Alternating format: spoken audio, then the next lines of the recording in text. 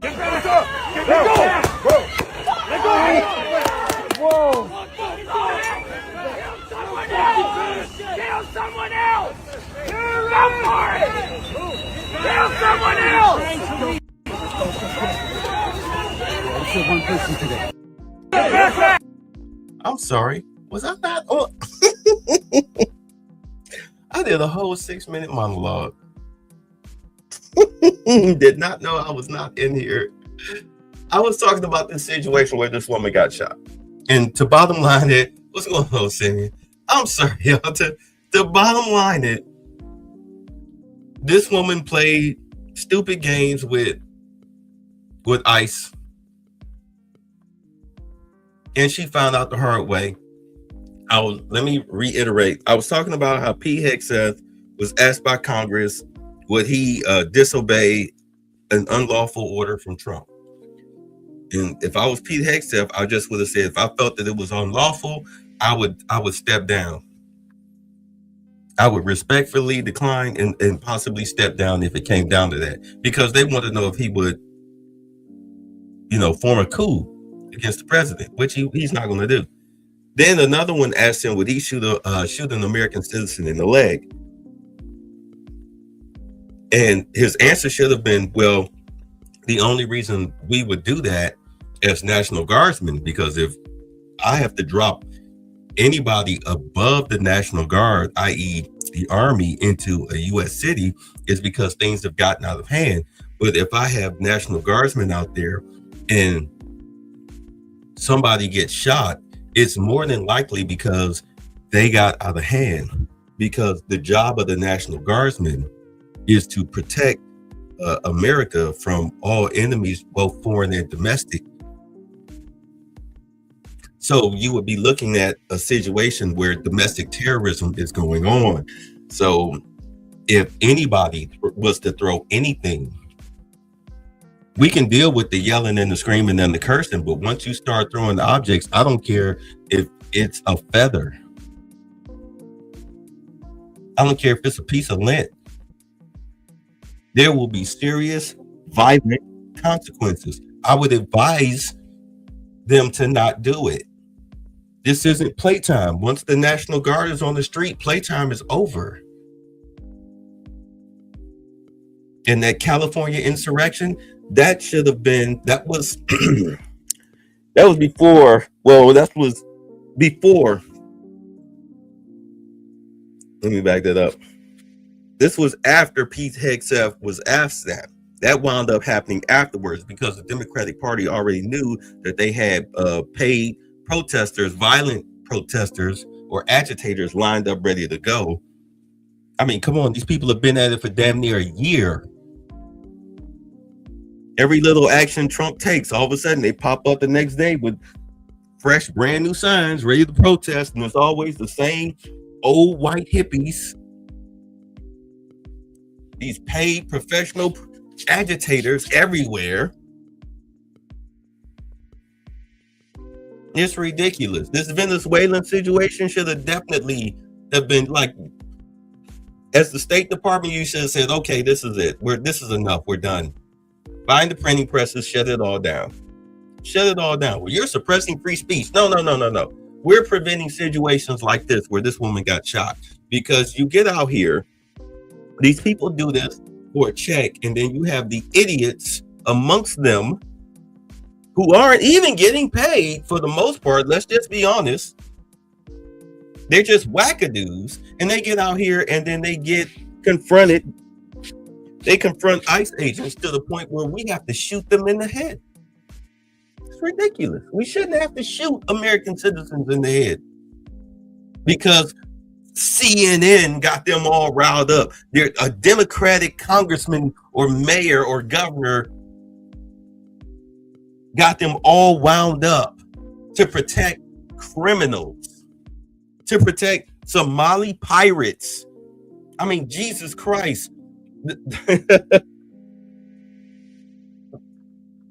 Minnesota fraud case is like global. And here you are trying to block ICE with your cars? You trying to protect these people? They're ripping you off. They're closing down businesses in your neighborhood.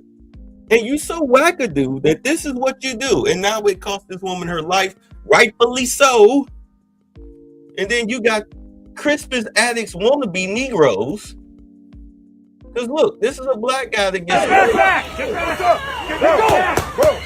Let go! Yeah, go sit your ass down.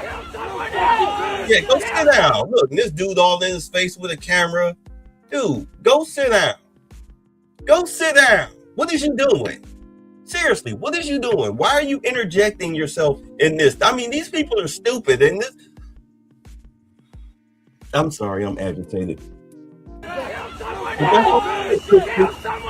That's what you get, Chris. Kill someone else!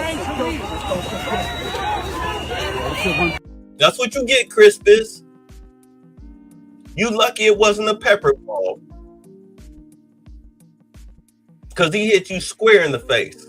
Because you want to be a tough guy. And don't worry, they will kill somebody else. Because you people are too stupid to go sit down and mind your business. You're too stupid to mind your business. I hope the check was worth it. Anyway, what's going on, Simi? I'm gonna get off that. Let's get on to while we're here, because this is an hour something, so this is gonna be a doozy. Let's go.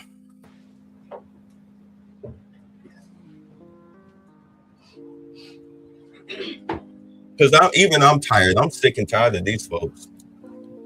I'm sick and tired of these folks. They about to get a vicious wake-up call here in 2026. It's time to start putting these people down and start letting them know playtime is over. No more of these warnings and threats.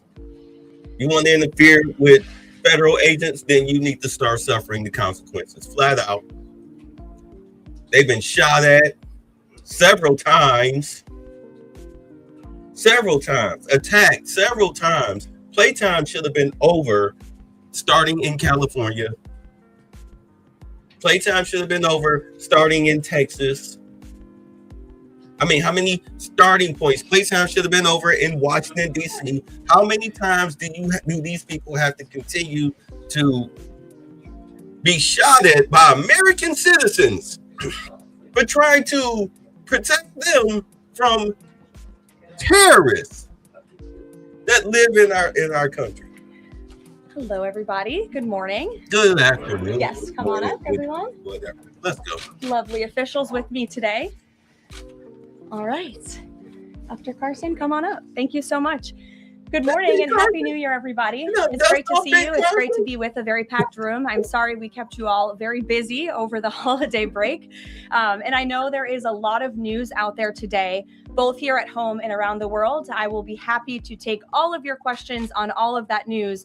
But first, I'm really honored to be standing up here today with esteemed members of the president's cabinet and his health team to make an important announcement with respect to the president's domestic promise to make America healthy again as we kick off the new year. And before she even start, I said more than likely they're going to roll out a new healthcare plan before the new budget comes through. Let's see if this was about. Less than a year in office, the president and his incredible MAHA team have made real progress on this front. Here are just a few of the significant MAHA achievements thus far. More than a dozen food manufacturers and trade associations have made commitments to remove artificial and petroleum-based food dyes from their products. The Trump administration took strong action to bar hospitals from performing dangerous, irreversible, life-altering transgender procedures on children.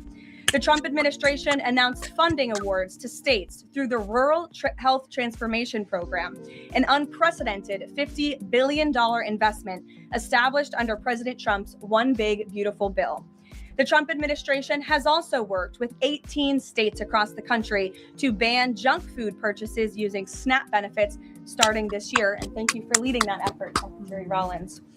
Additionally, President Trump took historic action. I say again, SNAP, do away with the card, make it an app with a credit on it. Every month it gets a credit. That way you can keep track of the credits. Let's say they only spend like 800 out of 13. They just get that re-up of that 400.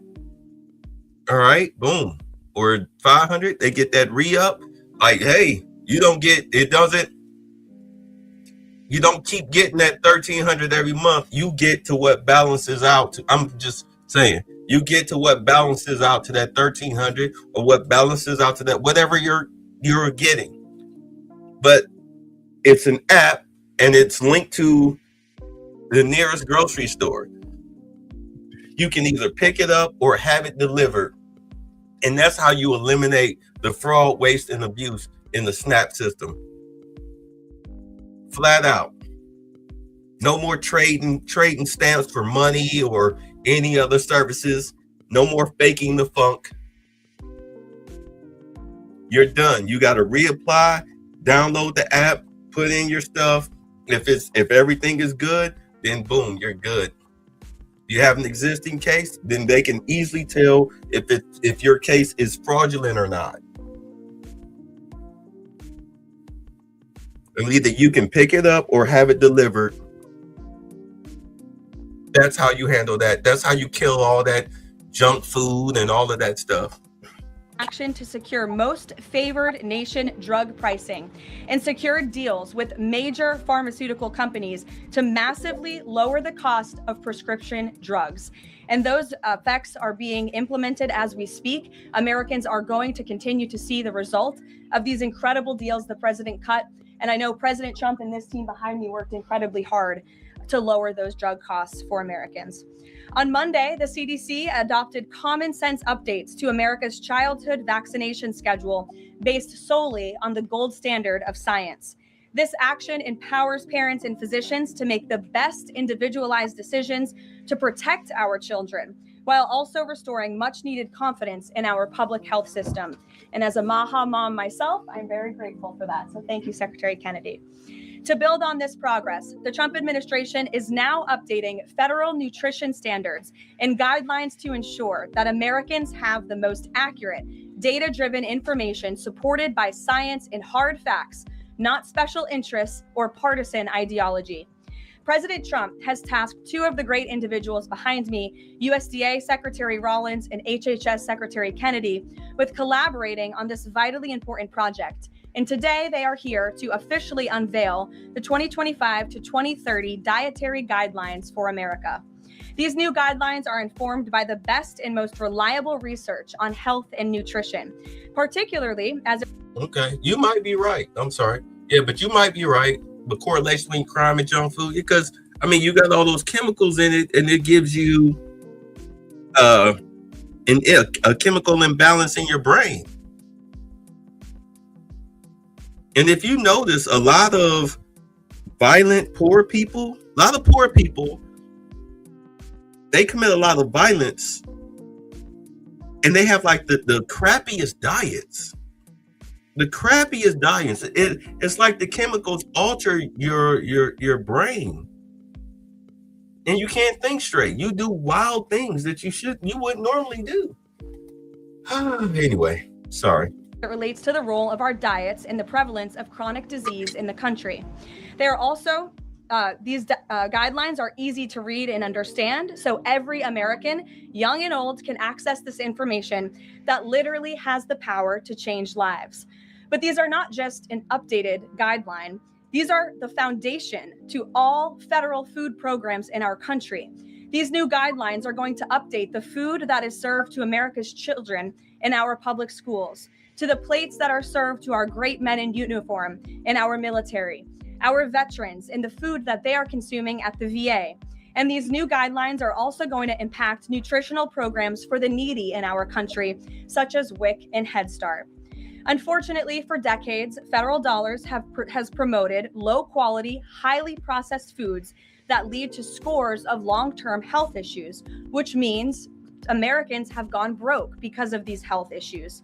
Faulty dietary guidelines of the past stacked the deck against healthy eating and food options for everyday American families, which has fueled the chronic disease epidemic and jacked up the healthcare costs of households across the country.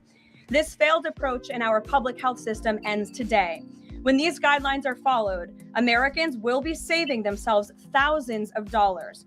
If we want to cut healthcare costs in our country, we must become a healthier country. According to the CEA, poor diet is the root cause of obesity, which accounts for $400 billion in medical spending each year. A healthier America will lead to a more affordable America. The new dietary guidelines from the Trump administration will ensure federal dollars go to real food to improve public health and therefore save the American people their hard-earned cash over the course of their lives. So with that, I am going to hand it over to Secretary Kennedy. The great people behind me will give remarks, and then we'll get into Q&A for the officials that are here on this specific topic. They will leave because they're all very busy people, and then I will open it up to Q&A with the rest of you on the rest of the news in the world. So thank you, and we'll start with Secretary Kennedy. Thank you, Karoline. Thank you.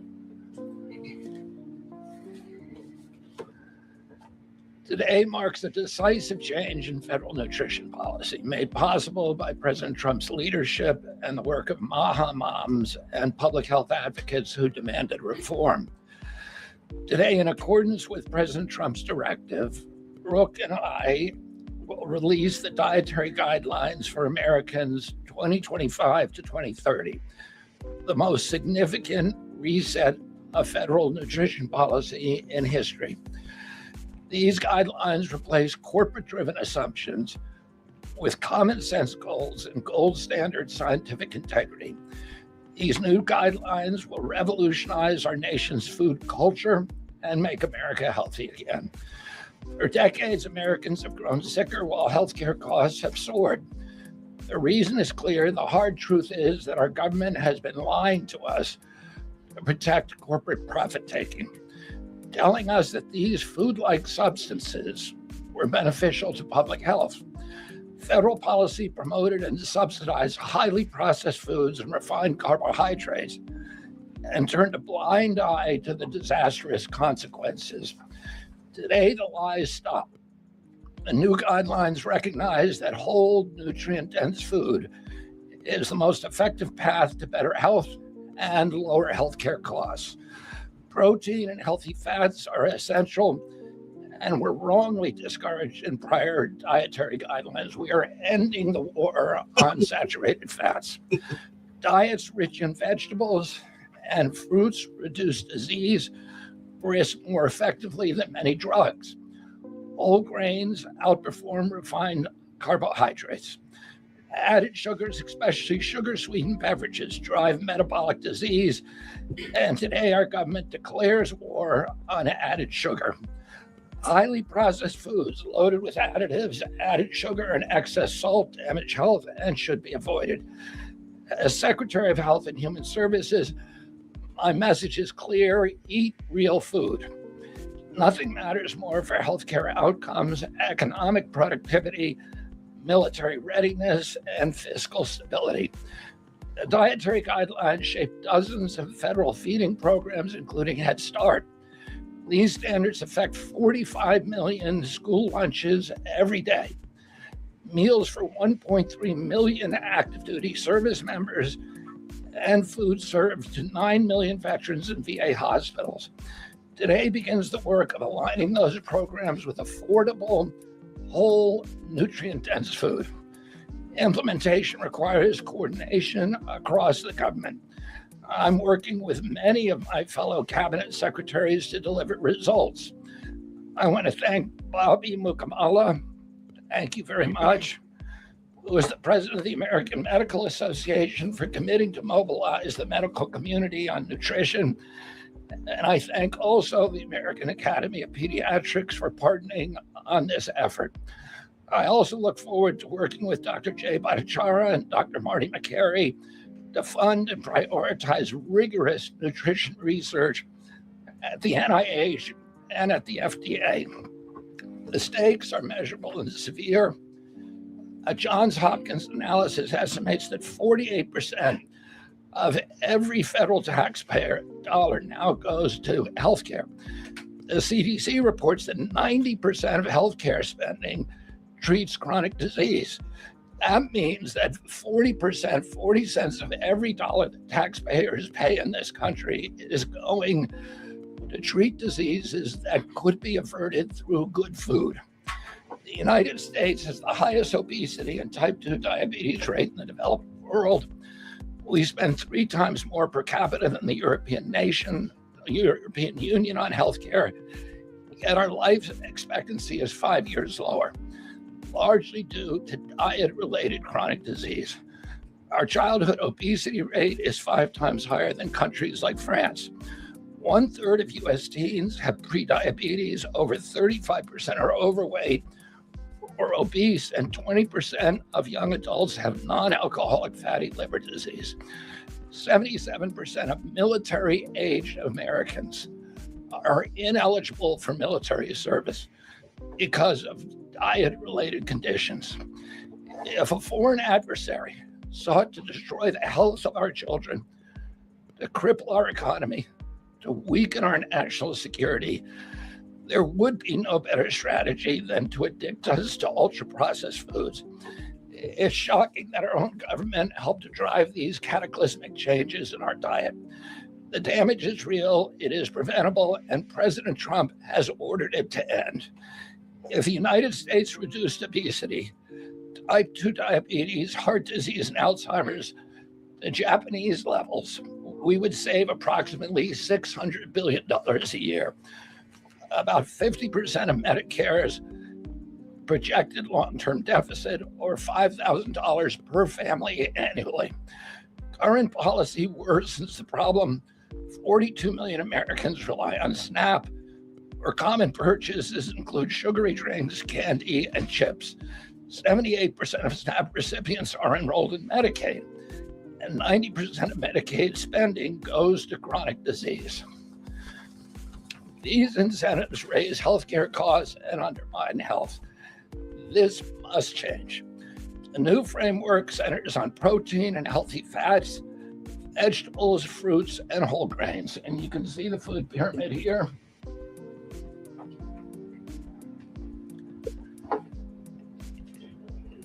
It's upside down, a lot of you will say. But it was actually upside down before, and we just righted it. For the first time, the dietary guidelines directly address ultra-processed foods and set firm sugar limits in federal procurement, driving a significant reduction in added sugar in school meals. I want to thank President Trump for his leadership and the partners committed to ensuring that federal food dollars support real food and better health. Thank you. And I want to introduce my partner and a friend, Brooke Rollins, who was an extraordinary collaborator on this. Thank you. Yeah, because I know, like, remember I was telling you I was doing the treadmill. I went from 194, I'm now at 168. Although the last 5 pounds I lost because I've been sick. But, you know, doing that, the treadmill and then the walking out here, yeah, you lose that weight. You lose that weight. You lose it. The 5 miles a day thing, you lose it. I just had to stop eating so much red meat because now I like the barbecue. So anyway. Well, good morning, everyone. Happy New Year. What a honor to be here. I think this is Karoline's first press conference back, and what a great way to start the new year, 2026. I want to thank Secretary Kennedy. Your commitment to the well-being of Americans is such a blessing to this nation. We have been working on these new dietary guidelines really since almost day one. Bobby and I were voted on the same day and sworn in on the same day. So I think the partnership from minute one has been real and extraordinary. As Secretary Kennedy mentioned, America is in the middle of the worst chronic health crisis in our nation's history. Over 40% of the roughly 73 million children in the United States have at least one chronic health condition, and nearly 90% of healthcare spending goes toward treating people with chronic disease. Secretary Kennedy mentioned that, but it is really important to keep underscoring that fact. This crisis is unacceptable. It prevents Americans from living healthy and happy lives. And for decades under both Republicans and Democrats, federal incentives have promoted low quality, highly processed foods and pharmaceutical interventions instead of prevention. As a result, nutrient-dense whole foods grown by America's farmers and ranchers have been increasingly displaced. The Trump administration is acutely aware of this danger, and today this announcement is making a major step in doing something about it. Thankfully, the solution is simple and should be non-controversial. Eat real food. This is the main message of the new Dietary Guidelines for Americans 2025 to 2030, which encourage households and schools to prioritize whole nutrient-dense foods. That means more protein, more dairy, more healthy fats, more whole grains, more fruits and vegetables, whether they are fresh, frozen, canned, or dried. We are finally putting real food back at the center of the American diet. Real food that nourishes the body, restores health, fuels energy, and builds strength. This pivot also leans into the abundant, affordable, and healthy food supply already available from America's incredible farmers and ranchers. By making milk, raising cattle, and growing wholesome fruits, vegetables, and grains, they hold the key to solving our national health crisis. And President Trump is mobilizing government to ensure families across America have greater access to these healthy foods. In the past 12 months, inflation has slowed and wages have risen for the first time in 5 years. Under President Trump's leadership, prices for everyday staples are declining and more help is on the way. Recent data show that fruits, vegetables, dairy, and proteins, including eggs, pork, and ground beef, are becoming even more affordable every day for our American people. American households enjoy the most affordable and abundant food in the world, and today's release only reinforces that reality. A healthy meal is within reach for all American families. These new dietary guidelines are a framework which is meant to be customized to meet the needs, the preferences, and the financial status of all American families. For example, a meal including such items as pork, or eggs, or whole milk, or cheese, tomatoes, other fresh and frozen fruits and vegetables, whole grain bread, corn tortilla can cost today right around $3 for that meal. $3. And soon USDA will finalize our stocking standards, which means that those businesses in America that take the SNAP benefit, what they are required to stock in order to take that benefit. By the way, that's almost 250,000 retailers across America. That very soon we will be finalizing that rule that will mandate all 250,000 retailers in America double the type of staple foods that they provide for America's SNAP households. This means healthier options will be in reach for all American families, regardless of circumstance, at levels never seen before in our country. These dietary guidelines are foundational to so many USDA programs, and their introduction marks the first step in connecting America's schools and dinner plates to the best of American agriculture. Make no mistake, under President Trump's leadership, we are restoring common sense, we are restoring scientific integrity, and we are restoring accountability to federal food and health policy. The new guidelines are all about putting the well-being of Americans first, exactly where it should have been all along.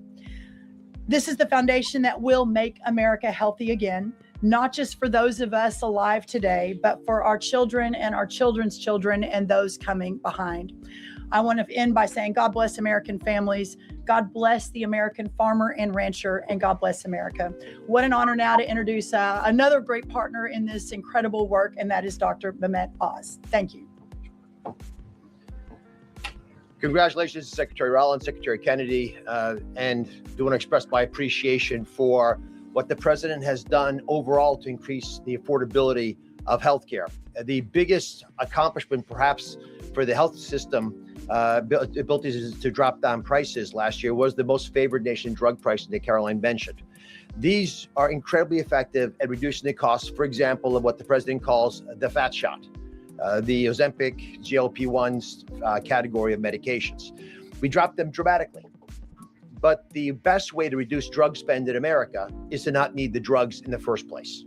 What you're hearing today with these dietary guideline adjustments are going to be massively effective, and not just dropping the need for us to buy these weight loss drugs, but buy the expensive drugs for autoimmune problems. We have evidence that food is medicine when it comes to conditions from various mental health issues, from Alzheimer's and depression to fundamental realities of how children learn in school. So the question then becomes, what is this actually going to do in dollars and cents? And I had the group at CMS run some numbers for us to try to give you concrete assessments of how much this will drop the spend that the federal taxpayer must make for Medicare and Medicaid. And I'm more optimistic today than ever that we can address the fast rising rate of healthcare expenses in America because of movements like this. Right now, we're increasing health expenditures in America at roughly twice the rate of the GDP growth.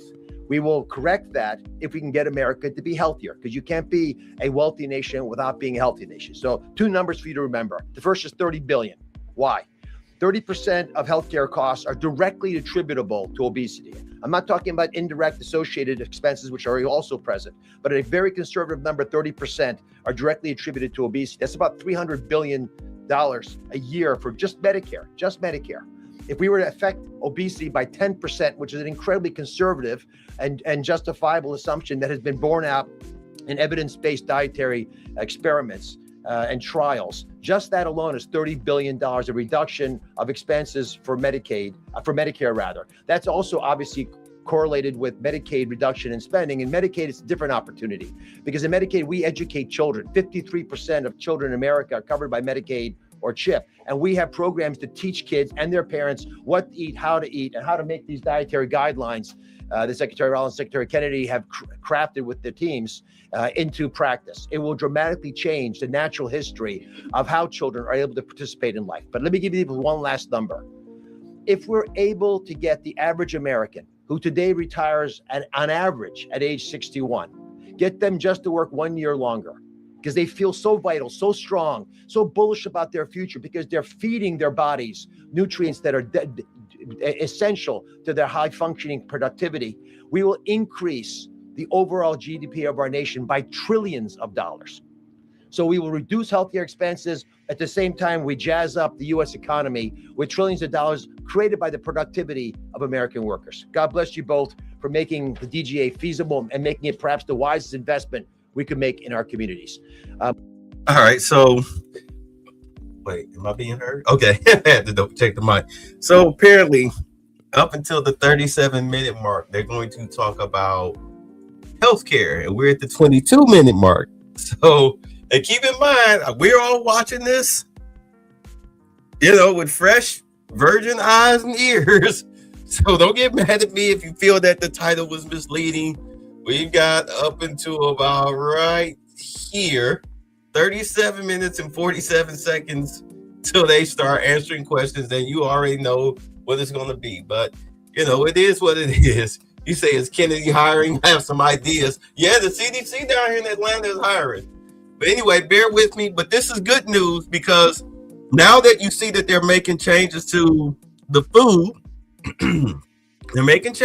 food, they're also at the same time working on the new ACA, because do understand the Democrats are using the ACA as a slush fund to help fund them with the daycare centers and all of this stuff, and the welfare and Medicaid, Medicare fraud. All of this is fraud, and they're just eliminating it.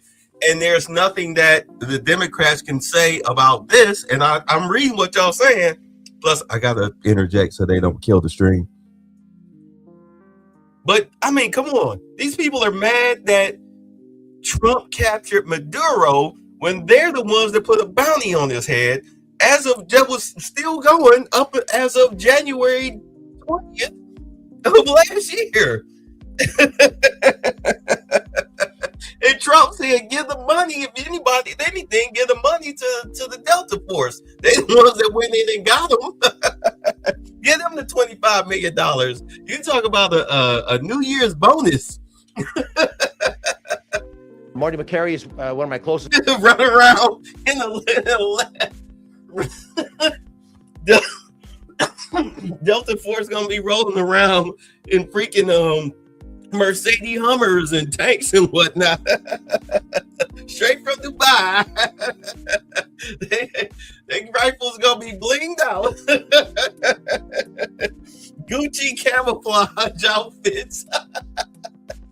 Let me stop. Okay. His friends, the powerful leader of the FDA, who's been taking brave steps along the line and has additional insights. Thanks. Thank you, Dr. Oz. Today marks the beginning of the end of an era of medical dogma on nutrition. For decades, we've been fed a corrupt food pyramid that has had a myopic focus on demonizing natural, healthy, saturated fats, telling you not to eat eggs and steak, and ignoring a giant blind spot. Refined carbohydrates, added sugars, ultra-processed food. This study in JAMA now shows that 60% to 70% of kids are getting their calories from ultra-processed foods. That's an epidemic. We now have a generation of kids addicted to refined carbohydrates, low in protein. They are literally nitrogen negative because we've used old flawed studies that used urine nitrogen to estimate body protein metabolism, and they missed the mark. The old guidelines had such a low... Because they know he gonna snitch. Maduro's a snitch. That's why. There's already a list out of who the Democrats, a proven list. A lot of Democrats, a handful of Republicans, but a whole lot of Democrats been taking money from Maduro for decades.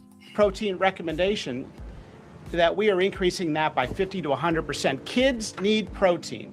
The old protein guidelines were to prevent starvation and withering away. These new protein guidelines are designed for American kids to thrive, and they're based on science, not on dogma. We have 40% of our kids now with a chronic disease. It is not their fault.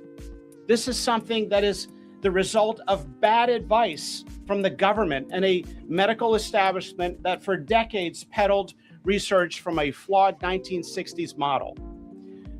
Today, we are setting the record straight. This is not a willpower problem of our nation's kids. This is something adults have done to kids, and we're going to fix it. And so, as Dr. Oz said, the best way to lower drug prices is for people to stop taking drugs they don't need. We are going to finally address the root causes of our broken healthcare system: insulin resistance and general body inflammation, advanced by the protein-poor, micronutrient-poor, ultra-processed, refined carbohydrate diet that kids are addicted to today. And so, on behalf of the Food and Drug Administration, we are proud to be a part of this. We are grateful to be contributing to this work. Thank you, Secretary Rollins. Thank you, Kyle Diamantis, the best deputy commissioner for food at the FDA the agency has ever had. This is a historic day in America. Thank you, Karoline. They can talk about the FC 551. They all up and Thank down. you. I hope everyone's inspired to go eat a salad for lunch after this briefing. If anybody has questions on this topic, we will take a few and then we'll get into the topic. We'll start with our new media seat. If you have a question on this topic today, Jamie Franklin, she comes from the Conservator. Why don't you kick us off? Yeah, first of all, Caroline, congratulations on your pregnancy. We're so excited for you. Oh, God. Yeah, Caroline's pregnant again. Her and her husband, who's like, he's my age, 54, 57, something like that. Yeah, they on their second baby. And who the hell is this? Why does it look? Wait. Oh, I'm trying to get her smile. Wait, hold on. Congratulations on your pregnancy. We're so excited for you. Why does she look like she should be on an episode of 2.5 Men? Let me stop.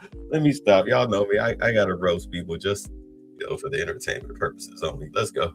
MAHA moms across the country, including myself, are just so excited by what this administration is doing to make our kids healthy again. But we do have concerns when it comes to these blue states pushing back on a lot of progress that we're making as an administration. And particularly, we're really excited that you guys revised and streamlined this vaccine schedule. However, what we have seen is that these blue states whether it be, no tax on tips, no tax on overtime, or pushing back on immigration. They continue to stop your guys' progress. So what has been the response from these blue states? Because as MAHA moms enrolling our kids in school, this is a big issue, and we celebrate what you guys are doing, but we want to have it, even in the blue states as well. I mean, my hope is that we only released these earlier, 2 days earlier. I'm sorry. It's all going on. Duck is also high in protein. It's an interesting. Duck is a good thing to eat, everybody. We only released the new vaccine schedule 2 days ago. The vaccine schedule, there's nothing compulsory in it. Everybody, I've always promised, I'm not going to take people's vaccines away from them. People who want to get vaccines, everybody who wants them can get all of the vaccines that were on the old schedule. They will all be paid for by the Vaccines for Children program or for the insurance the same as before. We release guidelines that we think are optimal to public health. They're the same with core vaccines that are required by the European community. And those nations all have much better health outcomes than we do. And they're based on their best science and also on their conviction that when you put too many vaccines on the program, it actually reduces compliance. It reduces uptake. And so we want to maximize the uptake of vaccines by making sure that Americans know we are making recommendations that are science-based, that are common sense, that are grounded in science. And right now, that's the best science that we have. And again, there's 3 categories of vaccine. One is the core schedule, which resembles the European countries. The second is for people who have vulnerabilities or high risk, and that doesn't change at all. And then the third is shared decision making, which any vaccine that was on the old schedule, you can continue to get. So people will make their own choices, and that's what democracy is about. Yeah, because see, like, I know they kept talking about the European model, because over here in the United States, not even in Canada do you get the chemical compounds that we get in our food, especially like children's cereal and everything. It's ridiculous. When you go to the store, just look in your cabinet and look at all the additives, preservatives, and chemicals that'll go into like a jar of pickles. And we put that in our body every day and wonder why we have health problems. But over there, and of course, because Canada follows, they're under the crown. So those countries that are under the crown, they don't have all of that stuff. They don't have all of that stuff. You have people, just talk to anybody that has traveled to Europe or any other European country outside of America, and they'll tell you that their food, like the fast food that's over there, tastes different. Like it doesn't sit on your stomach for like hours. You don't lose energy because your body is busy trying to process all that chemicals and burn all that out and whatnot. It's like eating Chinese food. You eat it, a couple hours later, you hungry again. 2 hours later, you hungry again. You got to love that. But as far as the reporter, though, last year when he opened up the media, as much as, Democrats say, oh, they're destroying the media. When he opened up the media, this is how you get a Nick Shirley. This is how you get Miss Friends sitting here in the media seat. We had Tim Pool in the media seat. This is how you get all of these different people who are independent reporters all over the United States that are reporting on all of these crazy stories. Because anybody with a camera, a friend with a camera, can get out here and do citizen journalism. You don't have to say that you're with NBC, ABC, CBS, or any alphabet media in order to be taken legitimately. All you got to do is just ask the right questions. Don't ask stupid questions. Ask the right questions. Do the story fair and balanced trust me, you'll blow up. You'll blow up. You'll get recognized. I asked the boss, Caroline, for permission to add a little bit to this because I think it's really important. And by the way, Jamie, what a superstar you are. It's so fun to see you in this seat, Jamie Franklin.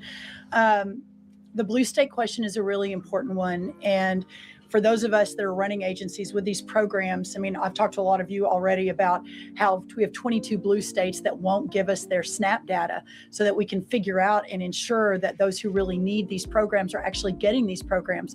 Clearly, you all have been writing about Minnesota. California is next. We're looking at New York, some other states. The amount of fraud in all of these programs is absolutely stunning. And the challenge is, I mean, for Medicaid, et cetera, I know, Dr. Oz, you've talked a lot about that. This is a significant problem. And I think who's really harmed in all of this conversation and when these blue states aren't partnering with us to try to do this right is we say blue states and red states, but in those states, there are all kinds of our citizenry and aren't all Democrat or aren't all Republican. We had a poll that just came out that had about 85% of all Americans believe that states should turn their data over on SNAP so that we can figure out where the fraud is and ensure these programs are going where they need to go. So my request of these blue states and these blue state governors is partner with us. Let us figure out how to do this better. Let us make sure that whether it's the vaccine schedule or the SNAP program or the Medicaid program or the child care program, that we are doing everything we can to protect every tax dollar, but to also ensure those who need it the most vulnerable in our society are getting the programs they need versus those who A, are not even supposed to be here, or B, are cheating the system.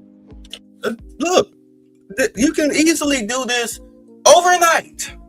All of these, I already talked about how you can fix the SNAP situation, whatnot. But as far as like this whole child care situation that's going on, how the Somali pirates, I know they're not the only ones doing it. You know, they're just the face of it right now because of the number. If you want federal funding, you as a daycare center, the parents need to file for it. They need to file for where is your child going, and then what they do, federal government with the daycare. Let's see where the child is going on the daycare. If the daycare is accredited and approved by the federal government, then that's where the money goes. And we do a monthly checkup. Before we even give you the money, we do an inspection. You're approved. How much you need? How many kids do you have enrolled? Well, get some kids. Get some kids. We'll pay you X amount of money per kid. When we do a monthly inspection, we'll never tell you when we're coming. You can pull up on what? the 3rd. 4:40 in the morning, you pull up and the federal agent sitting outside with a clipboard and a cup of coffee and some glasses and a JanSport jacket waiting to tour your facility to make sure everything is kosher. That's how you keep your funding. And that should be the only way you should get any federal funding. It should not be distributed by the state. It should be distributed directly from the federal government. And the federal government needs to have offices in those in these cities that go. Your job is to go around. You ain't doing shit else. Go on out there and inspect those daycare centers. You got a whole office full of people. Send some inspectors out. You've got paperwork processors, everything. We want every penny accounted for. That's how you end all of that. You do that overnight. No more federal funding to states. It now comes directly from us. And you must pass inspection to be accredited and approved by us. Flat out. Assured and bonded by the state. By the federal government. That's the best way to go about it. Don't worry about the state license. You're getting a federal license, which is going to supersede the state because our standards are better.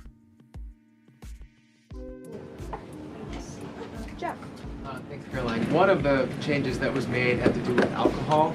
Secretary Kennedy or Dr. Oz, could you explain the science behind the new language on not saying 2 drinks for men and 1 drink for a woman every day would be healthy, and whether or not the industry had an impact on the language of moderation versus just saying alcohol is not healthy and you shouldn't drink it? All right, hold on. So you say, why is the Atlanta traffic always be so packed? Okay, so you're probably talking about between that 75, 85 downtown connector between Midtown and 20, because 75, 85 merges. When the governor at the time, when they were building the freeway system, he wanted to overlook, he was at the State House, he wanted to overlook the traffic of the people coming in and out of the city, coming in and out of Atlanta. He had no idea. Okay, I remember at the time Atlanta wasn't what it is now. You know, it was no different than like Columbus, Ohio. So trust me, if they could redo this freeway system, they would, and beat up the governor that approved that. But let's continue. I'm sorry. All right, but let's look at the press pool. Okay, so here's the chick, because it's been a while. Here's the chick with the horrible shoes. She finally looks like she got her act together. All right, we got Auntie. All right, here's another sister. You got the he, she, Caitlin Collins. Let's see, California QV.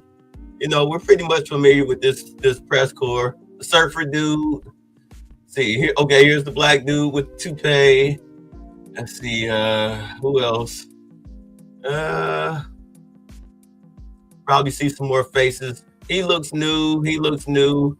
She looks familiar. It's been a minute. I think this was he's been there, but there was one guy, he was sitting up front. He asked Caroline a stupid question talking about tariffs, and she G-checked him. He hasn't been up front. We haven't seen him in the press pool ever since that day. But let's get to it. So he was asking about 2 drink minimum for guys, 1 drink for women, like on a nightly basis. Let's see what you got to say. So alcohol is a social lubricant that brings people together. In the best case scenario, I don't think you should drink alcohol, but it does allow people an excuse to bond and socialize. And there's probably nothing healthier than having a good time with friends in a safe way. If you look at the blue zones, for example, around the world where people live the longest, alcohol is sometimes part of their diet. Again, small amounts, taken very judiciously, and usually in a celebratory fashion. So there is alcohol on these dietary guidelines, but the implication is don't have it for breakfast. Right? This should be something done a small amount with hopefully some kind of an event that might have alcohol added. But the general move away from 2 glasses of men, 1 glass of women, there was never really good data to support that quantity of alcohol consumption. That data was probably primarily confused with broader data about social connectedness. Take a couple more. John? Thanks a lot, Caroline. Secretary Rollins, I'm curious about with these guidelines. They're not mandates, they're guidelines. What are the practical effects of these guidelines on public schools all across the country? Well, today begins thank you, John. It's good to see you. Today begins the first day now in a recalibration of the rules, whether it's school lunches, whether it's the SNAP program, whether it's as veterans were mentioned, our prison system, that now we begin the process of implementing and redrafting the rules to reflect what this new dietary guidelines for Americans actually is doing to our food system. So there is a lot of work to do. Nothing changes overnight, but as I think we've proven, this administration moves very, very quickly on all fronts, 7 days a week, 365 days a year. And so you'll begin to see some real changes coming very soon. As everyone is aware, for many of our most vulnerable in the margins in our communities, the school lunch is often the best place for our children to get the healthiest meal. Hopefully with stocking standards and reworking SNAP and the SNAP waivers we've done, that begins to change too. But right now, that is going to be the single most important, from my perspective, move forward, is the school lunches and making sure that we're getting the right amount, the best amount, and most nutrient-dense foods into the schools. Thank you. Yeah, because they can't control what the kids eat at home for breakfast or dinner or in between meal snack, but they can definitely control what the children eat in the public school system. I like that. Good answer. Rollins, cost when you had your remarks a little bit earlier. Is eating healthier more cost effective? Is it cheaper than just having a diet of processed foods? I had a whole chart to show you, but left it in the back, unfortunately. That yes, indeed, that eating healthy, for the most part, we've got 100 simulations, is actually less expensive. The challenge is the access to those healthy foods, especially in parts of America where they have food deserts. They don't have a H-E-B or a Kroger or a Central Market. These are all Texan grocery stores, but whatever similar across the country. But that is why these stocking standards in SNAP are so important. So if you have a economically challenged family, and the only place they're getting their food is the 7-Eleven. We have a longer term important policy priority, and that is getting grocery stores into these lower margin communities. But for now, requiring those retailers, those 250,000 retailers across America, to double their stocking of healthier foods, that will allow us to immediately get these better foods into all communities, but especially the most vulnerable. Thank you, John. Let me just add something to that. Brooke and I are working on a program. Affordability is the priority for the president. And we know we have to make it easy and accessible for healthy foods for every American. And we believe we can do that. We think affordable food is within reach of every American family. We are working on a education and information. Bring Jim back. Bring Jim back. Allow American families all over the country to come onto our website and find the healthiest foods at the lowest cost for themselves. I'd also just add this. The idea that a cheap meal made of processed food is cheap is an illusion, because you're paying for it on the back end. You're paying for it with diabetes, with obesity, with illness. And if you internalize that cost of the meal, it would be a tiny fraction of the long-term cost of eating bad food. So we'll take one more in the white blazer. Caroline, Secretary of Kennedy, you mentioned healthy fats, but also ending the war on saturated fats. Can you clarify how much saturated fats Americans should be consuming? I'm going to let Marty take that since he wrote a book. All right, before he goes, because Kennedy is a hard listen to. No, but two things that they should definitely bring back in the school system, as far as I'm concerned, is gym and home ec. Bring those two back. Teach kids how to count money, how to balance a budget, how to make their own meals. We used to cook in my home ec class. Like, we had ovens. We would actually make like macaroni and cheese and lasagnas and stuff. They actually taught us how to bake food. In gym, you need to bring that back. Put them kids outside or in the gym and let them play. Give them a good hour of playtime to burn all that stuff off, especially after lunch, so they can burn that food, get all of that energy out, and come back and be refreshed for the second half of the day. The old dogma in the 1960s, when Eisenhower had his heart attack and Ansel Keys said it was the saturated fat.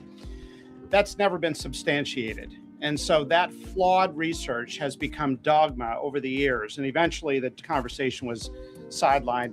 In this new guidance, we are telling young people, kids, schools, you don't need to tiptoe around fat and dairy. You don't need to push low-fat milk to kids. And we are maintaining the 10% of calories as saturated fat in the guidance. The real issue is protein. The fact that 60 to 70% of the calories of kids today in America is ultra-processed food. These are the issues that have become giant blind spots where we're now putting attention. And we hope that there are conversations in every school board in America, in every church and synagogue and house of worship, every home in America will now have conversations. We've got to talk about school lunch programs, not just putting 6-year-olds in Ozempic. Food can be curative. We've got to talk about the microbiome and fiber and healthy whole grains and the good soil that food comes from, and the healthy, clean waters and good farming techniques. So that's the focus of this guidance. Thank you. Great. some of you may be wondering why Dr. Carson is here. He is our National Nutrition Advisor working alongside Secretary Kennedy, and he's played a big role in this effort. So I want to thank you so much, Dr. Carson, for being here today. And thank all of you for being They brought him here up there to today. I know look you're all very busy people, and these people have a lot of questions on things other than diet, I'm sure. So I'm going to get to work, and thank you guys so much for coming. Yeah, but I think Ben Carson, didn't he have like an illness like after he left the White House during Trump's first term? I'm not sure. But, you know, it's good to see the brothers, you know, he's standing up there. It's good, 10 toes down. No, he faded off into the background. There he is right there front center. All right. Thank you. Let's get on to the meat and potatoes of while we're here, shall we? All righty. Great. Does anyone have any questions? Rachel, why don't you start? Thank you, Caroline. The president has been adamant that he is now in charge of Venezuela, but Delcy Rodriguez said the government of Venezuela runs her country, no one else, saying, quote, there's no external agent governing Venezuela. So which one is it? Let me just be very clear. This is the first time that I've addressed Venezuela from the podium since being back and since the historic and incredibly successful military operation, law enforcement operation conducted by our United States military that you all saw and the world witnessed last week. The skill, the might of the United States military and our country under the leadership of this president is on full display to the rest of the world. And let's just set the record straight. There isn't another military in the world who could have pulled off this operation. There is not another president in the world or in our nation's history who had the courage to authorize such a mission. And I think the world has taken notice that America is truly back. With respect to Venezuela, the Trump administration, led by Secretary Rubio, the vice president, and the president's entire national security team, is in close correspondence with the interim authorities in Venezuela. We obviously have maximum leverage over the interim authorities in Venezuela right now, and the president has made it very clear that this is a country within the United States, the Western Hemisphere, close by the United States, that is no longer going to be sending illegal drugs to the United States of America. It's no longer going to be sending and trafficking illegal people in criminal cartels to kill American citizens as they have in the past. And the president is fully deploying his peace through strength foreign policy agenda. So we're continuing to be in close coordination with the interim authorities, and their decisions are going to continue to be dictated by the United States of America. Just one follow-up, when you talk about that leverage there, has the Venezuelan government fully committed to turning over its oil to the United States indefinitely? And what happens if they do not? Well, as you saw, the president announced last night, this was a deal. This was a deal made by the president and his team with the Venezuelan interim authorities. This will benefit both the American people and the Venezuelan people. And Secretary Wright and the Department of Energy are working with the interim authorities and also with the private oil industry to execute on this historic energy deal. That's not only good for the United States, but it's also going to revive the prosperity, the safety, the security of both the United States and Venezuela as well. Ed. Following up on the oil part of this, 30 to 50 million barrels of oil. How exactly is that going to work? You're getting it out of Venezuela into the United States? Yes, that's exactly right. So as you know, Ed, as the president announced last night, this was the sanctioned oil that was basically just sitting in barrels, sitting on ships because of the effective quarantine of the United States of America. And the interim authorities have agreed to release that oil to the United States. So it will be arriving here at home very soon. The United States government has already begun marketing Venezuelan crude oil in the global marketplace for the benefit of the United States, engaged the world's leading commodity marketers, key banks to execute and provide financial support for these crude oil and crude product sales. All proceeds from the sale of Venezuelan crude oil and products will first settle in U.S.-controlled accounts at globally recognized banks to guarantee the legitimacy and integrity of the ultimate distribution of proceeds, and those funds will be dispersed for the benefit of the American people and the Venezuelan people at the discretion of the United States government. It sounds like it requires a lot of private sector engagement and agreement And from the oil industry and the banking industry. Do you have that yet? there's a lot of private sector engagement that's happening right now. As you know, Secretary Wright, our energy secretary who's heading up this big project, is in Florida today meeting with some of these oil executives. And as we confirmed earlier, they will also be at the White House later this week. So they are absolutely eager to invest. They're eager about these opportunities. And Secretary Wright is a very well knowledgeable guy when it comes to oil and energy, and he's the perfect man for the job. I'm gonna say this right now. I'm sitting here waiting to see who's gonna win the contracts, because whichever company wins the contracts, that's the company that's getting the stock. Now, a lot of people have been talking about the Monroe Doctrine. What about the Monroe Doctrine? The Monroe Doctrine. So let's explain it, because this is what we're talking about. Established in 1823, the Monroe Doctrine is a foundational principle of U.S. foreign policy that warns European powers against interfering in the affairs of the Western Hemisphere. Initially a defensive stance, it has evolved over 2 centuries into a justification for U.S. interventionism. Its core principles in 1823, articulated by President James Monroe and largely authored by Secretary of State John Quincy Adams, the original doctrine had 4 main tenets: non-colonization. I was thinking the colonialization because I need to slow down. Non-colonization. The American continents were closed to future colonization by European powers. 2 spheres. The U.S. recognized a clear distinction between the political systems of the Americas, republicanism, and Europe, monarchism. Non-intervention. The U.S. pledged not to interfere in the internal affairs or existing colonies of European nations. Hands-off warning. Any attempt by European powers to oppress or control independent nations in the Americas would be viewed as a hostile act against the United States. That includes Russia, of course. Because do understand, at the time, China and Iran were, these people weren't as developed as they were now. China and Iran were third world countries, especially Iran. Nobody even thought about Iran. At any rate, historical evolution. The Roosevelt Karoline, 1904. President Theodore Roosevelt expanded the doctrine to assert that the U.S. had international police power to intervene in Latin American countries to correct chronic wrongdoing, effectively shifting the doctrine from defensive to interventionalist. That's what we just saw last week. The Cold War. The doctrine was invoked to oppose the spread of communism, most notably during the 1962 Cuban Missile Crisis.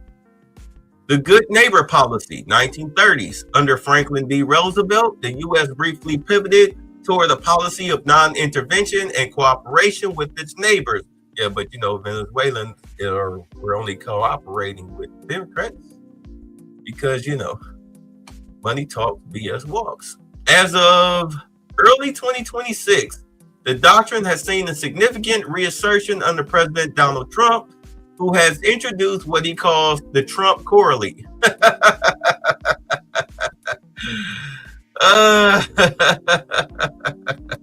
Yeah, he had it all played out. Yeah, Europe got their own problems. Venezuela intervention. Following a January 2026 U.S. military raid to capture President Nicolas Maduro, Trump referred to the action as an application of the Monroe Doctrine. The Monroe Doctrine, okay. Yeah, to restore American dominance in the region.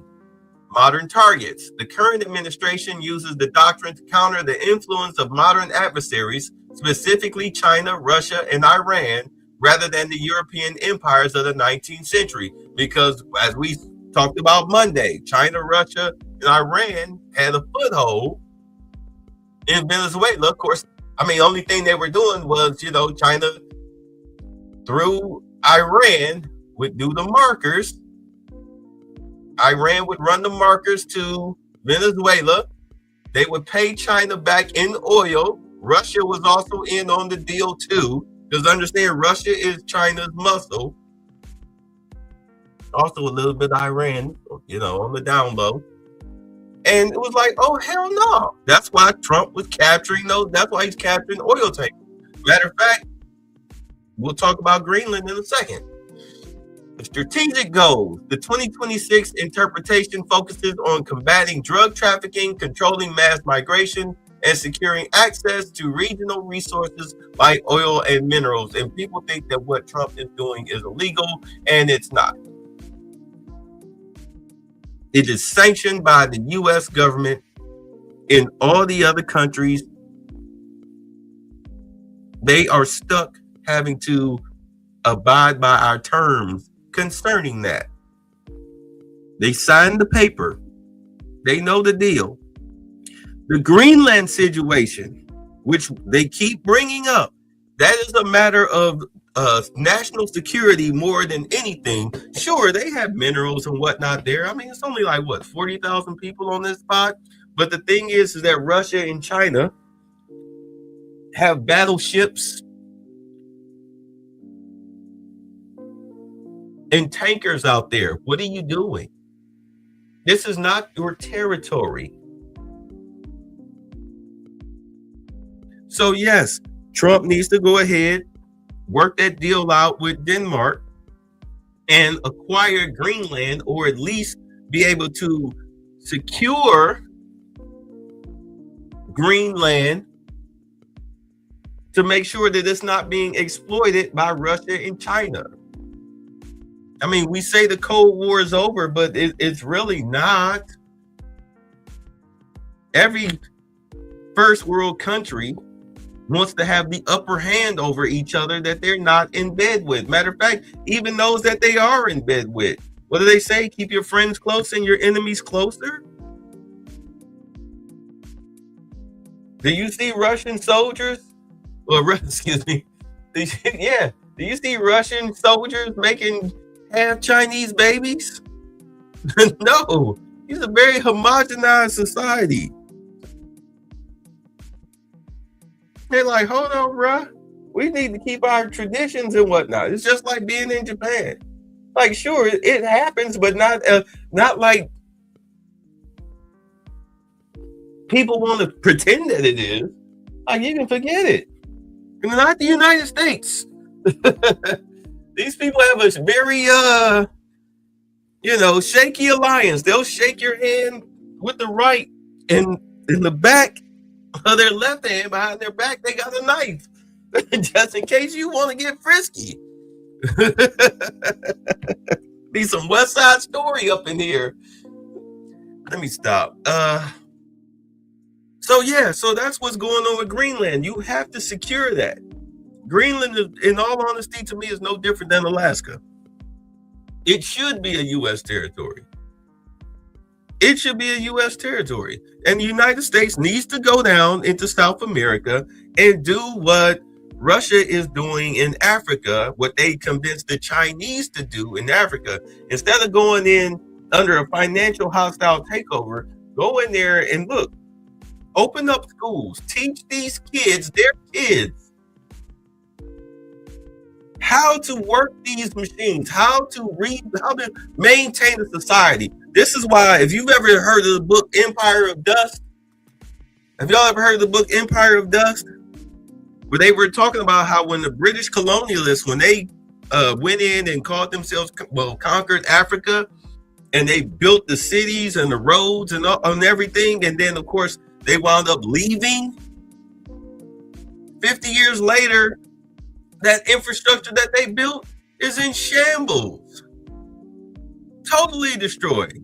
This is why I was talking about, remember they were South Africa talking about some getting rid of the instead of all that BS racism. Yeah. Remember we were talking about South Africa with the white farmers? It's like, hold on. Like, do any of you even know how to farm? Who are your black farmers? Like, you know what? Yeah, abandon your farms, people. Come to the United States. We'll give you some land. We'll make use of your skills. You out there farming in a harsher environment than the United States. You can teach us some things. Let the South Africans have it. Let them have it. We got you. You don't have to worry about getting murdered in the middle of the night simply because you have a farm.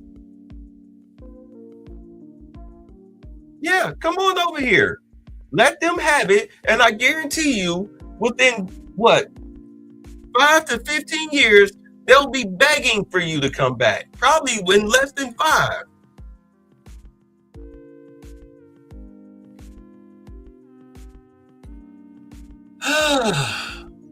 But I digress. Let's continue. Quarter of the World Cup, real quick on Iran. Go ahead. So just to follow up on the oil, 30 to 50 million barrels is an initial tranche, if you will, and then what happens after that? I won't get ahead of the plans that the president and his team are currently speaking with the interim authorities about. But rest assured, there is a long-term plan here. Secretary Rubio and the entire team are working diligently on it, and this is just sort of the first action that you all are seeing. What a stupid question. What do you think is going to happen after we collect our payment from what they've stolen from us? Because remember, do understand, Venezuela was stolen oil from us. So once we get our money back, we get our re-up, we're getting ready to send American corporations down there to start, running their machines. We're going to pay you for your oil, Venezuela. We're going to pay you for your oil. What a stupid question. Never mind. I forgot where I'm at. Ed. Thanks, Caroline. So in order to get these oil companies to invest billions in Venezuela, how will the U.S. reassure that their workers will be safe in Venezuela? Could there be troops involved? At this point in time, as you know, there are no troops on the ground in Venezuela. The president, of course, reserves the right to use the United States military if necessary. It's not something he wants to do. Diplomacy is always the first option. As you saw, he tried that with Nicolas Maduro, but unfortunately, he was an illegitimate dictator and an unserious person. And so President Trump authorized this law enforcement operation, and now Nicolas Maduro is sitting in a prison cell in New York. So certainly the president is going to do what's in the best interest of the American people, and that includes workers from our energy and oil industry as well. Meeting tomorrow. You know what's probably going to happen? They're probably not going to send American troops down there. If they do, it's to protect the oil companies, that's fine. But more than likely, he'll probably hey, look, I'll give you some discount on some security forces, some former special ops guys, whatnot. Hire your own security team. Here are my recommendations. That way we can get the Democrats to stop bitching. So here, take these business cards, call these people up. Hello, Black Lion Security. You want to be a passport, bro? You better get that resume, get that jacket together, send it in. Shoot, you boys be down there.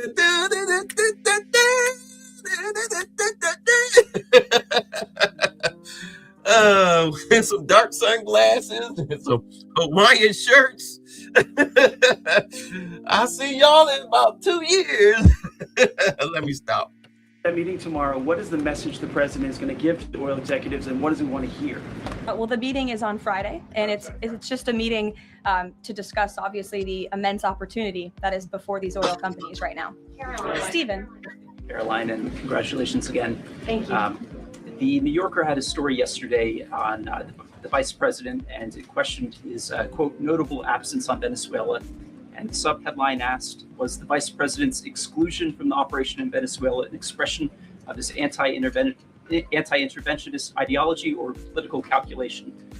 Would you be able to discuss the vice president's role in Venezuela policy? I did see that report in the New Yorker, and quite frankly, I laughed out loud because it's very clear it's a fake report that's trying to sow distrust and division amongst the president and his team. Let me just be very clear. The vice president has been involved in all policy. He is the right-hand man of the president on all policy matters, including Venezuela policy. He was, of course, read in and deeply involved in this operation from the very beginning. And he was present on the night of the operation via secure communication at a different location as to not damage the operational secrecy of this mission that was so incredibly important to ensure that this mission could be carried out successfully without endangering our troops. Sure. The U.S. seized a tanker recently. Russia specifically asked the United States not to seize that tanker. Does this action risk a larger conflict with Russia? We asked Russia to stop bombing Ukraine.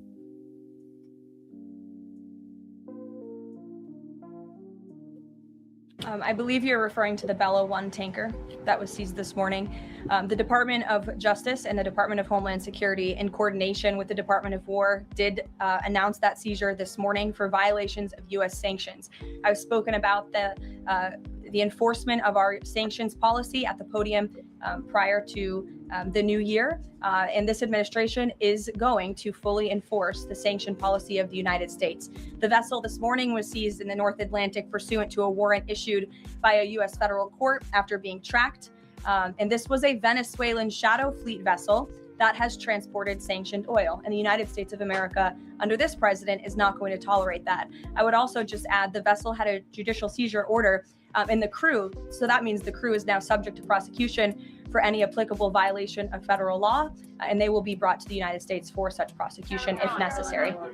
Kelly. About to get Brittany. Caroline, happy New Year to you. Thank you. You I'd too. like to talk to you about a couple of things real quickly. The first question about the Venezuelan people. As you know, there's some 8 million Venezuelans here, some of them celebrating in the streets. There are Venezuelans on the ground who are concerned about their safety. What does the Trump administration, what is it doing to actually help people in Venezuela understand that they will be secure throughout this transition?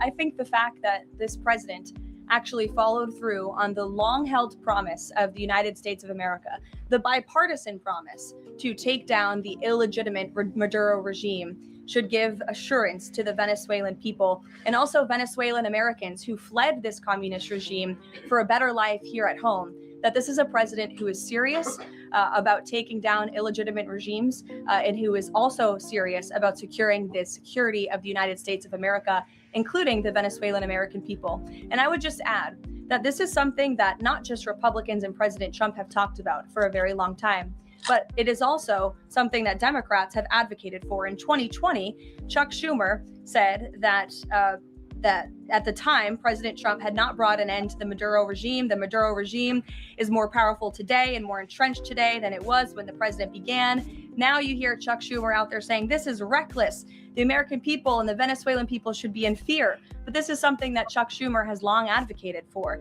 Senator Chris Van Hollen, same thing, had said that the United States is going to use its leverage and influence to push for negotiations to transition to the truly elected leader. This was under President Biden. We know Maduro and his cronies don't want to go quietly into the night. The U.S. needs to work to ratchet up the pressure. Now, Senator Holland says it's an illegal act of war to get rid of Nicolas Maduro. So the hypocrisy is really astounding here. And thank you for giving me an opportunity to point it out, Kayla. Sorry. Go ahead. Hold on, before she asked the question. This is the list. Hold on. This is the list of the people who were taking money from Maduro. You got, let's see, 1 Republican, 2 Republicans, 3 Republicans, 4 Republicans, 5 Republicans, 6 Republicans. The rest of these are Democrats. And Rand Paul is under investigation. Mitch McConnell, no point, but it's understandable. Lisa Murkowski, whatever, out in Alaska, because do understand they're in connection with Russia. So, but you see all of these names, and of course, Chris Van Hollen, no surprise. Elizabeth Warren, no surprise. Okay, Alex Padilla out in California, no surprise. Adam Schiff,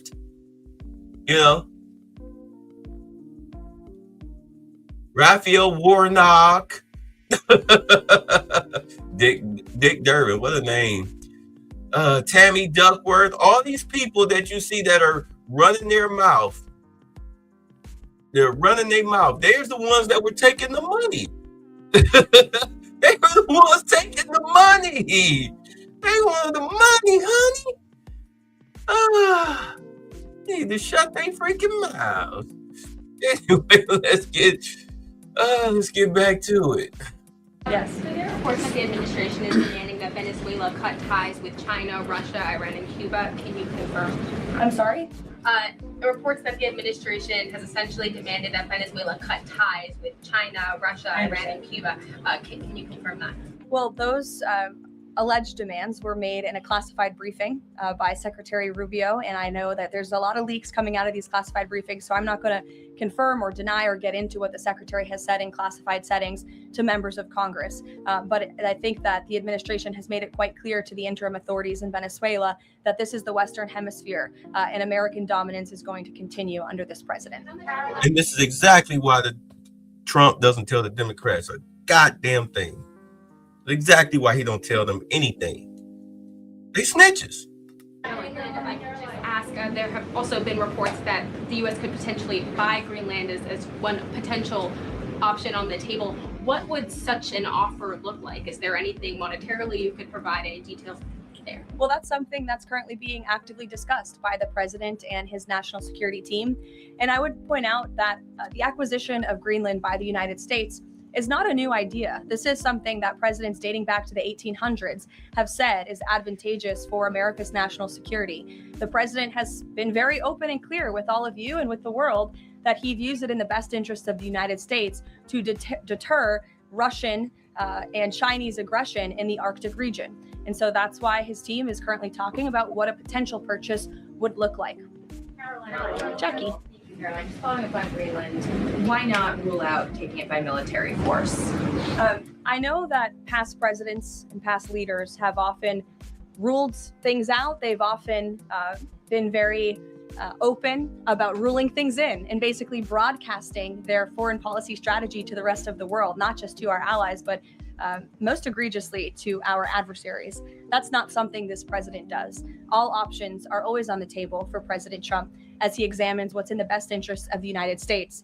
But I will just say that the president's first option always has been diplomacy. Again, look at Venezuela. He tried ardently to strike a good deal with Nicolas Maduro, and he told him, I will use the United States military and you will not like it if you don't take such a deal. And look at what happened. With respect to Iran, the president said the same thing, right? He tried to have serious interest in a deal with the Iranian regime with respect to their nuclear capabilities.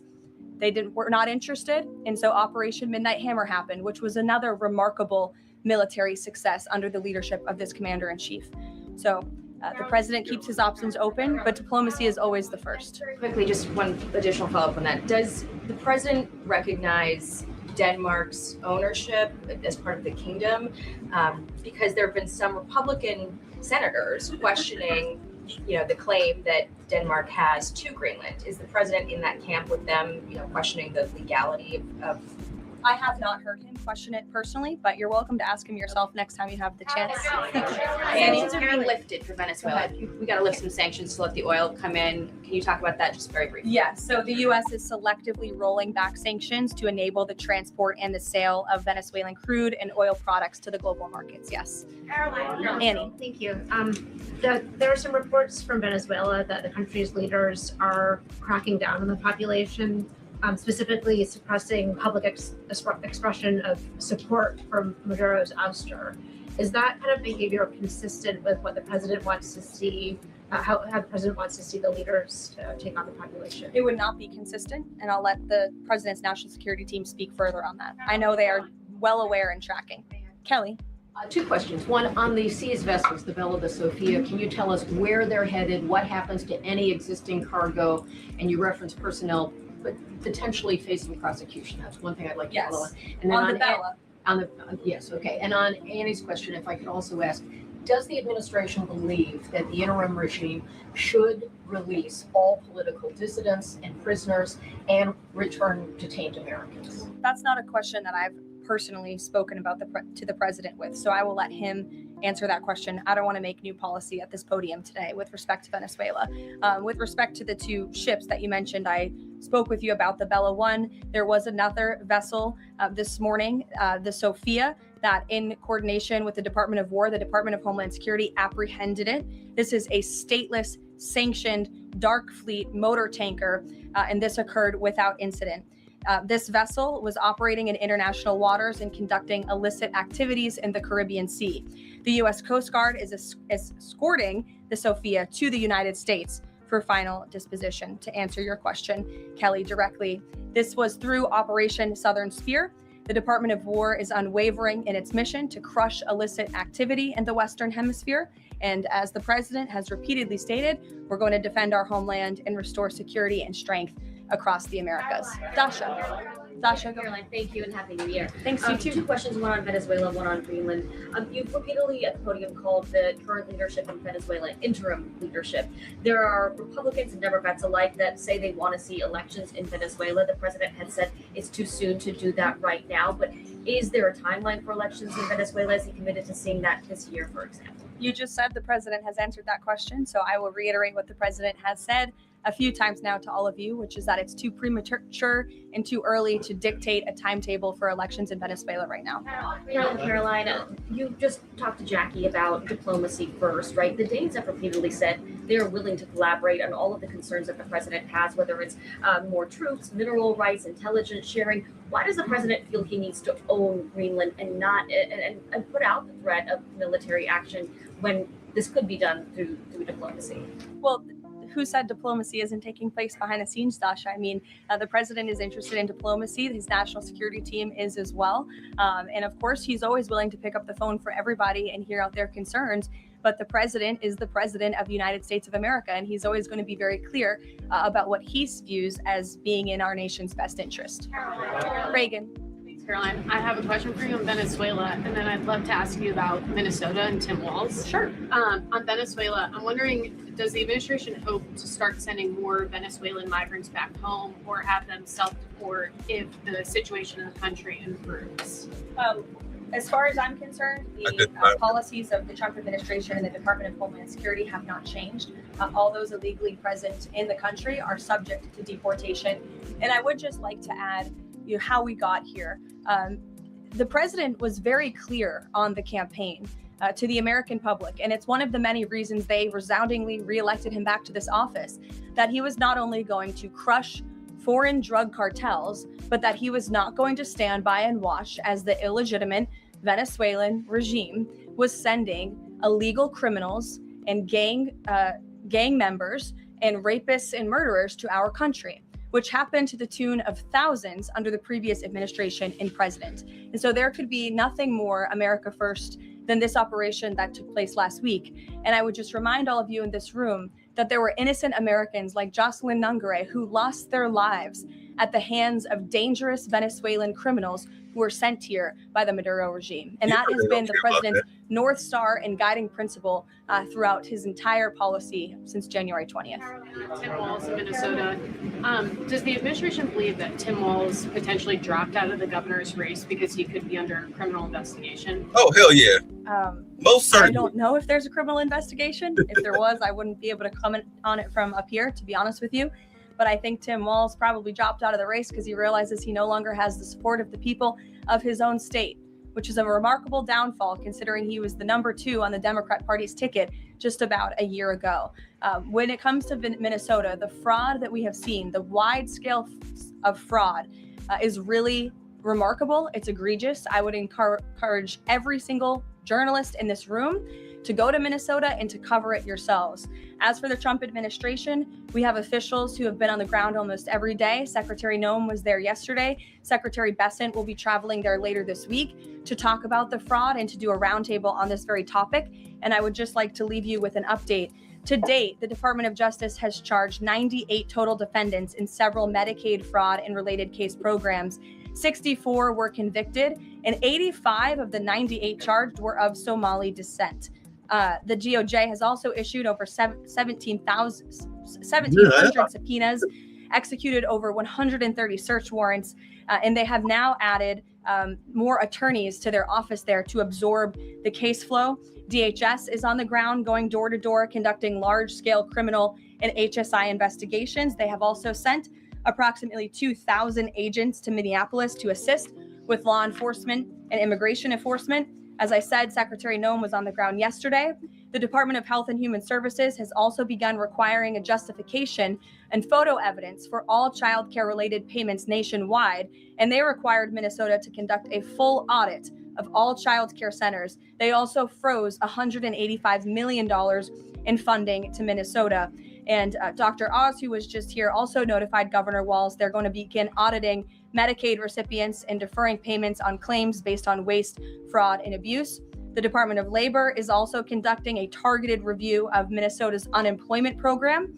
Department of Agriculture requiring Minnesota to conduct recertification for SNAP recipients, and HUD has launched investigations into the public housing. SBA has also suspended nearly 7,000 borrowers amid suspected fraudulent activity. So with all of that, rest assured, this is an all hands on deck effort from the entire administration to get to the bottom of this and to ensure that the ripping off of taxpayers in the state of Minnesota, and it won't just be Minnesota, it'll be any state across this country where fraud has taken place, and we are protecting law-abiding, tax-paying American citizens.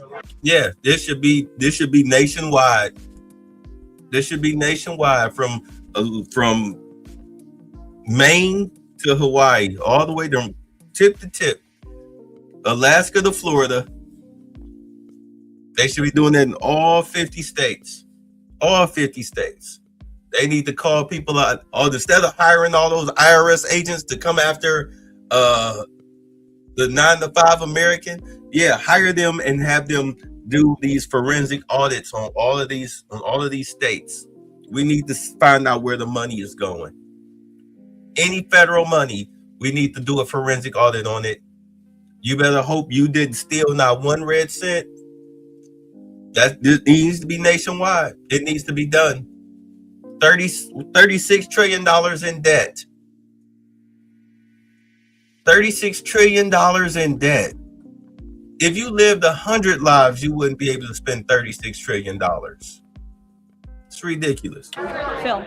Thank you, Caroline. Just to follow up on Greenland, there are treaties already on the books that give the United States access to the island. They can construct and maintain military bases there. We can house personnel on the island. The U.S. has control of landings, takeoffs, anchorages, etc. So I'm curious if you could just spell out for the American public, what specifically would the U.S. gain by taking control of Greenland that the U.S. doesn't already have access to right now? More control over the Arctic region and ensuring that China and Russia and our adversaries cannot continue their aggression in this very important and strategic region. And there would be many other benefits as well that, again, the president and his national security team are currently talking about. Jeff, I'll give you another one. A broad understand that question on foreign policy. Are you concerned about increasing tensions with Russia because of the tanker seizures? And how does the U.S. action in Venezuela impact the ongoing relationship with China and the president's relationship with President Xi? I think the president has very open, honest, and good relationships with both President Putin of Russia and also President Xi of China. He has spoken with them numerous times, as you know, since coming to office about a year ago, and I believe that those personal relationships are going to continue. But as for the president and the United States, he's going to enforce our policy that's best for the United States of America. And with respect to these ship seizures, that means enforcing the embargo against all dark fleet vessels that are illegally transporting oil, and only legitimate commerce, to answer your question much earlier, Rachel, determined by the United States is going to be permitted. And that's the policy of this administration, and he's not afraid to implement it. One more stand back. Just one more stand back. I just last one. I remember asking the president at the very beginning of his term if he was committed to Article 5 and NATO, and he said yes. Has his stance on NATO or his commitment to NATO changed? Did you see his statement earlier today? He said, we will always be there for NATO, even if they are not there for us. And I think that answers your question directly. Yes. Just to follow up on what Jeff was saying there, will the president commit that if any NATO members are attacked, the United States will be there? Again, the president addressed this directly himself this morning after seeing the coverage from all of you in this room on television. And he made it very clear, we're always going to be there for NATO, even if they have not done right by the United States of America. And they have finally increased their defense spending at the request of this president, but it was only because of this president that they did that. We'll take a couple more. Michael, go ahead. Thank you, Caroline. Happy New Year and congratulations. Thank Two you. questions, if You I may. too. One on healthcare, one on Mexico. On healthcare, the president says he wants Republicans to be flexible on the Hyde Amendment in order to pass healthcare legislation. But what is the White House's message to pro-life voters who say federal funding for abortion goes against their values?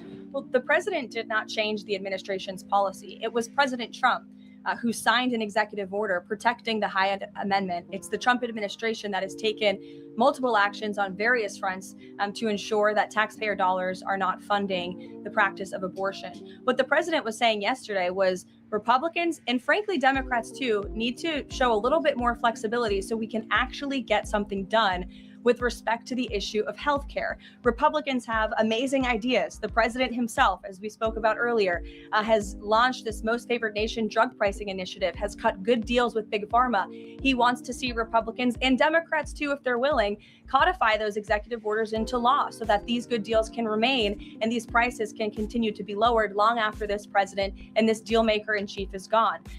Presidents talked a lot about health savings accounts and giving more money back to the healthcare consumer rather than to these giant insurance companies. And he's been very outspoken and tough on them too. And I think you'll see more and hear more from him directly on that issue. So he wants to see Congress get something done with respect to healthcare. And that was the point that he was driving home yesterday. Mexico, Caroline. President Trump says the drug cartels are running Mexico.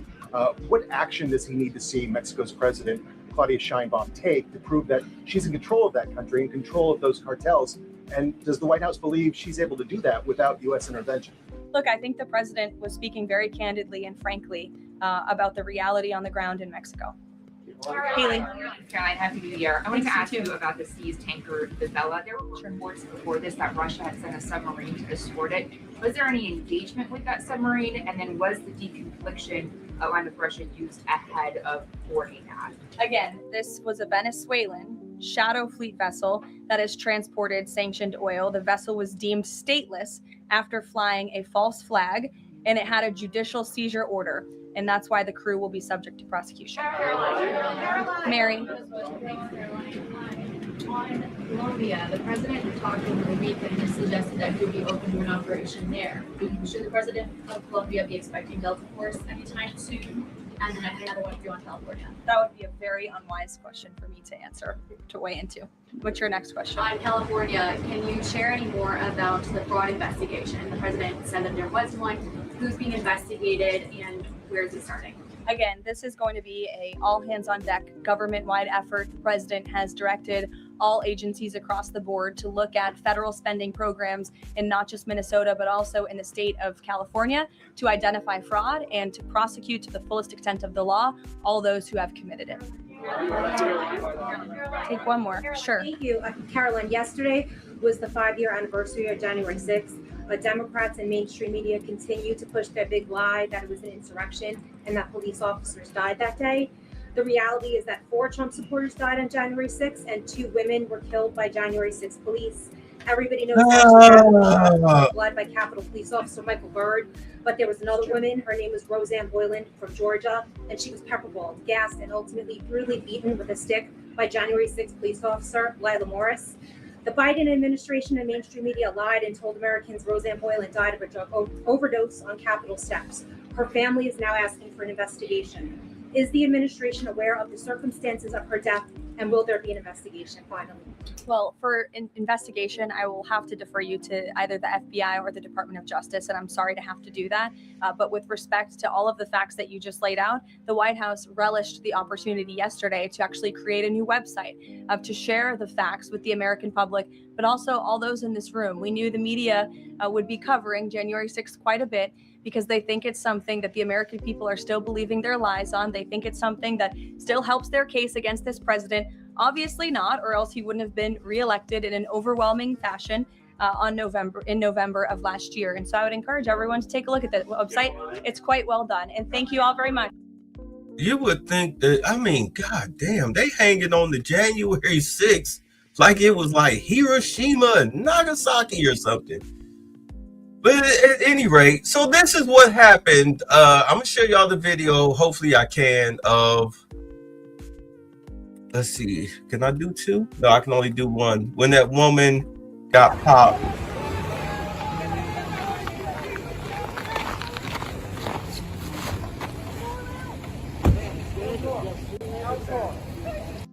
See, they're telling her to get out the car. Telling her to get out the car. There's an agent. I think this agent either jumps in front of the car. Or there's an agent that's coming from this car that's in front of the car. Because they only fired one round through her windshield, which was enough. No! Okay, yeah. So over this guy's shoulder is an agent. Let me see. You can see him right there. You see him right there? This is the guy that shot her. Let me start it over.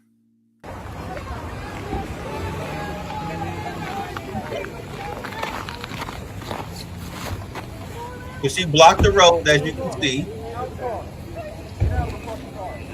No! No! Shame! Shame! Oh my fucking god! What the fuck? What the fuck? You just fucking, what the fuck did you do? Yeah, because she tried to run him over. As you can see, she tried to run him over.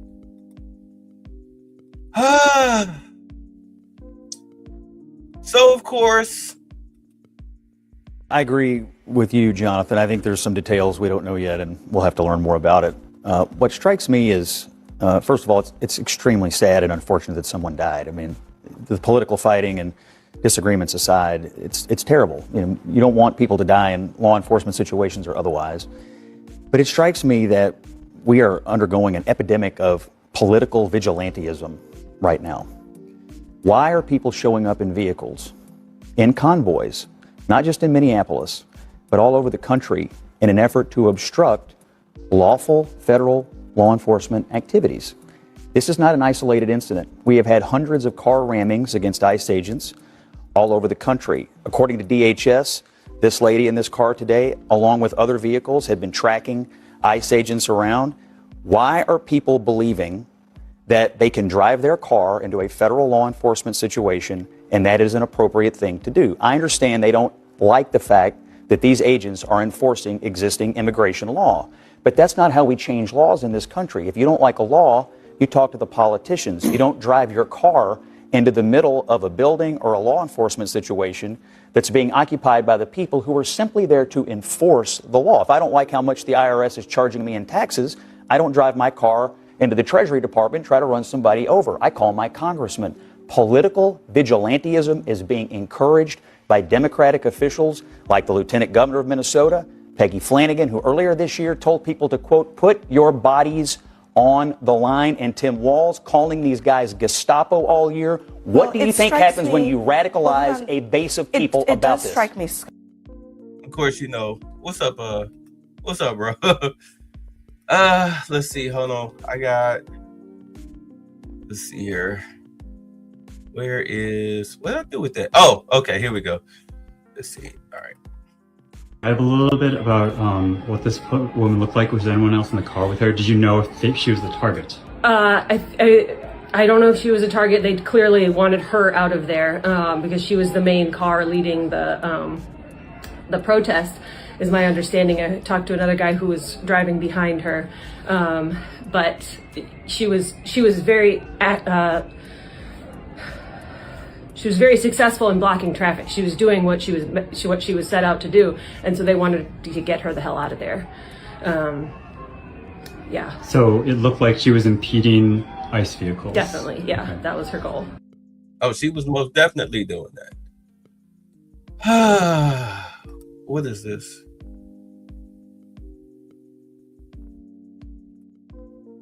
What exactly you saw this morning? Basically, ladies trying to warn everyone ICE is in the neighborhood. Just letting them know, hey, and telling ICE, hey, you're destroying families, whatnot. Stop doing this. Hey, get out of here. Stop that.